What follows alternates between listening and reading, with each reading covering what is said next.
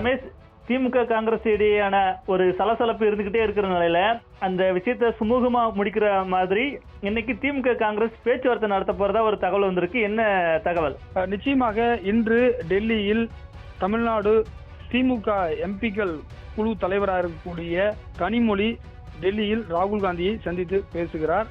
அதாவது இந்த பேச்சுவார்த்தை முதல் முறையாக தொடங்குகிறார்கள். ஏற்கனவே நேற்றைக்கு கூட தமிழக மேலிட காங்கிரஸ் பொறுப்பாளர் சோடங்கர் சொல்லியிருந்தார், இன்னமும் பேச்சுவார்த்தைக்கு திமுகவிலிருந்து அழைப்பு வரவில்லை.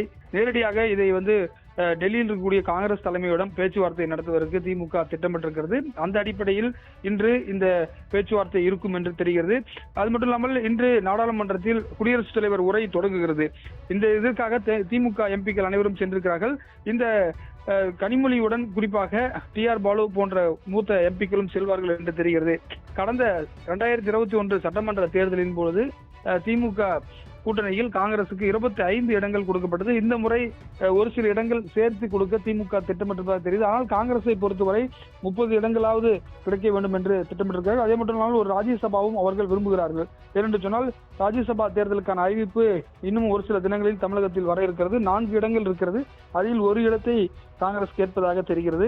இது குறித்து எல்லாம் பேச இருக்கிறார்கள். அது மட்டும் இல்லாமல் கீழ் மட்டத்தில் இருக்கக்கூடிய தலைவர்கள், குறிப்பாக திமுகவில் இருக்கக்கூடிய தளபதி, அதே போல மாணிக்கம் தாகூர் போன்றோரெல்லாம் ஆங்காங்கே கருத்துக்களை தெரிவிப்பதால் சச்சரவுகள் ஏற்படுகின்றன. எனவே இதற்கு முற்றுப்புள்ளி வைக்கக்கூடிய வகையில் பேச்சுவார்த்தையை தொடங்க திட்டமிட்டிருக்கிறதாக தெரிகிறது. சீனி, காங்கிரஸ்க்கு கடந்த முறை ஒதுக்கின தொகுதிகளே ஒதுக்க வாய்ப்பு இருக்குதா, இல்ல கூடுதலாவோ இல்ல குறைவாகவோ தொகுதிகளை ஒதுக்குறதுக்கு வாய்ப்பு இருக்குதா? என்ன நிலவரம்? நிச்சயமாக திமுகவை பொறுத்தவரை மேலும் சில கூட்டணி கட்சிகள் வருகிறார்கள்.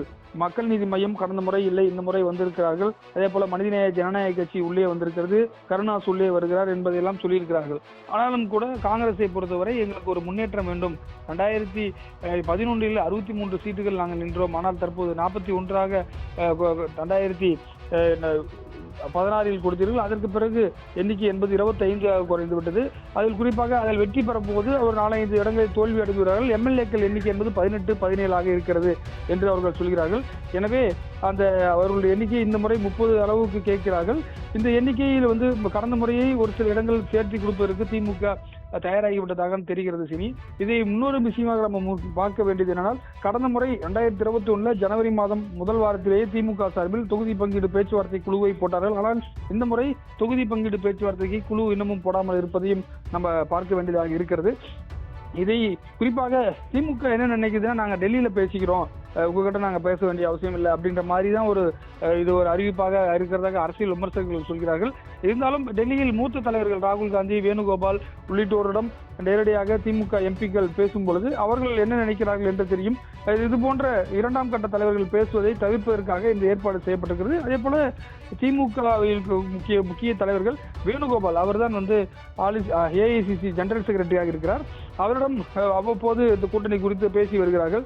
எனவே திமுக காங்கிரஸ் கூட்டணி என்பது பார்த்தீர்கள் என்று சொன்னால் 2004 இருக்கிறது. நடுவில் 2013 மட்டும் வெளியில் வந்தார்கள். 2014 தேர்தலை இருவரும் தனித்தனியாக சந்தித்தார்கள். அப்போது ஒரு சில இடங்களை கூட வெற்றி பெற முடியவில்லை. எனவே இதையெல்லாம் அவர்கள் கருத்தில் கொண்டு இந்த பேச்சுவார்த்தை இருக்கும் என்று தெரிகிறது. இந்த பேச்சுவார்த்தை குறிப்பாக பார்லிமெண்ட் இன்னமும் பட்ஜெட் கூட்டத்தொடர் வரலும் நடப்பதால இந்த ஒரு வாரத்துக்குள் திமுக காங்கிரஸ் கூட்டணி இறுதி வடிவம் எடுக்கும் என்று எதிர்பார்க்கப்படுகிறது. சீனி, இங்க பேச்சுவார்த்தை குழு அமைச்சிருக்கும் போது இங்க பேசாம நேரடியா ராகுல் காந்தியை போய் பார்த்து பேசுறதுக்கான அவசியம் என்ன? இங்க பேச்சுவார்த்தை நடத்தினா சரியா வராதுன்னு நினைக்கிறாங்களா? நிச்சயமாக அவ்வாறு தான். ஏன்னா இப்போ பார்த்தீங்கன்னா அறிவாலயத்துக்கு காங்கிரஸ் டீம் ஏற்கனவே ஒரு முறை வந்துட்டு போயிட்டாங்க. திருப்பியும் 2-3 முறை வந்தாங்கன்னா அது ஊடகங்களில் இன்னும் அலைன்ஸ் சேரல பார்த்தீங்களா அப்படின்னு சொல்லிட்டு இன்னைக்கு விஜய் வேற புதுசாக வந்திருக்காரு.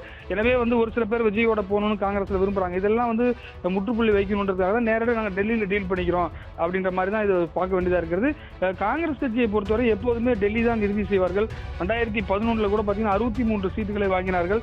அப்போது கூட கலைஞர் சொன்னார் 63 நாயன்மார்களை பெற்றிருக்கிறார்கள். ஆனால் வெற்றி பெற்றது 5 பேர் தான் வெற்றி பெற்றார்கள் என்று சொன்னார்கள்.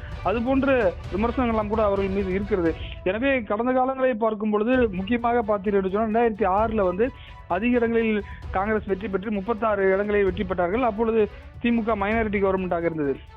எனவே பார்த்தீர்கள் என்று சொன்னால் இந்த முறை அவர்கள் டெல்லியில டீல் பண்றதுதான் அவங்களுக்கு முக்கியம். ஏன்னா திமுகவை பொறுத்தவரை என்ன சொல்றாங்கன்னா, அதாவது 2019 ராகுல் காந்தியை முதல் முறையாக வந்து எம்பி தேர்தலின் போது பிரதமர் வேட்பாளராக திமுக தான் அறிவித்தது. எனவே காங்கிரஸை வந்து அவ்வப்போது தூக்கி நிறுத்திய பங்கு எங்களுக்கு உண்டு. எனவே நாங்கள் தான் வந்து அதிக எண்ணிக்கையில் போட்டியிடுவோம், குறிப்பாக மாநிலத்தில் சுயாட்சி, மத்தியில் கூட்டாட்சி என்பதுதான் எங்களுடைய தத்துவம் என்று அவர்கள் பேசி வருகிறார்கள். எனவே டெல்லியில் நீங்கள் ஆட்சி அமைக்கும் போது உங்களுக்கு தேவையான எம்பிகளை நாங்கள் அதிக அளவில் தருகிறோம். ஆனால் இப்போதைக்கு எங்களிடம் எம்எல்ஏக்களை பொறுத்தவரை நாங்கள் ஆட்சி அமைக்க வேண்டும், ஏனால் எங்களுக்கு அதிக முக்கியத்துவம் கொடுங்கள் என்ற தோணியில் தான் பேச்சுவார்த்தை நடைபெற்று வருவதாக தகவல் வெளியாகிறது. ரெண்டு கட்சிகளுக்கும் இடையேயான அந்த நிர்வாகிகள் ஒரு சில நேரத்துல பேசுற ஒரு சின்ன சின்ன விஷயங்கள் வந்து சலசலப்பை உருவாக்குது. இப்ப இந்த மாதிரி விஷயம்லாம் சரி செய்யக்கூடிய பிரச்சனை தானே, அது எந்த வகையிலேயாவது பாதிப்பை ஏற்படுத்துமா? நிச்சயமாக அதை சரி செய்து விடுவார்கள். கடந்த காலங்களில் இது போன்று நடந்திருக்கிறது. வேலுச்சாமி, திருச்சி வேலுச்சாமி போன்றவர்களும் 2019-21 காலகட்டத்திலும் பேசியிருக்கிறார்கள். எனவே அவர்களை பொறுத்தவரை நாங்கள் டெல்லியில் டீல் பண்ணிக்கிறோம், சோனியா காந்தி ராகுல் காந்தியிடம் பேசுகிறோம் என்பதுதான் இருக்கிறது. கடந்த காலங்களில் கூட நேரடியாக ஸ்டாலினிடம் நேரடியாக சோனியா காந்தி பேசி இறுதி வடிவம் கொடுத்தார். 9 இடங்கள் வெற்றி பெற்றார்கள். நாடாளுமன்ற தேர்தலில் 9+1 பாண்டிச்சேரிக்கு ஃபைனல் பண்ணாங்க. இது 2019 அப்படிதான் இருந்தது, 2024 அப்படிதான் இருந்தது. எனவே இந்த நம்பர்ஸ் ஃபைனல் பண்றதை பொறுத்தவரையும் டெல்லியோடைய ஹைகமாண்டும் டிஎம்கேயோடைய ஹைகமாண்டும் தான் டிசைட் பண்றதை நம்ம கடந்த சில தேர்தலில் பார்க்க முடிகிறது. இந்த பேச்சுவார்த்தை உடன்படிக்கை எல்லாம் கையெழுத்தான பிறகு இந்த தலைவர்கள், 2ஆம் கட்ட தலைவர்கள் அமைதியாகி விடுவார்கள் என்பதுதான் மேல்மட்ட தலைவர்களுடைய எண்ணமாக இருக்கிறது. ரொம்ப தேங்க்ஸ்.